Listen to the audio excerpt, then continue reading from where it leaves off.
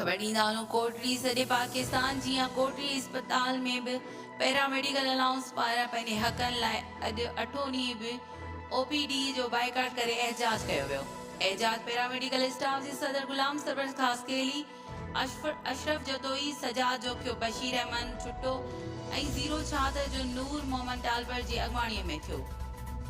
एहतजाज में अॻवाणनि सख़्त नारेबाज़ी कई। एहतजाज में सदर गुलाम सरवर खासकेली चयो त असांखे पंहिंजा समूरा जाइज़ हक़ ॾियो। पैरामेडिकल स्टाफ हमेशह ग़रीबनि जे हक़नि लाइ कमु कयो आहे। इन्हनि CM सिंध सैयद मुराद अली शाह सां मुतालबो कंदे चयो त असांजा जाइज़ मुतालबा पूरा करे पैरामेडिकल अलाउंस मां बेचैनी ख़त्म कई वञे। रिपोर्ट इरफान अली मल्ला, अमल न्यूज़ कोटड़ी।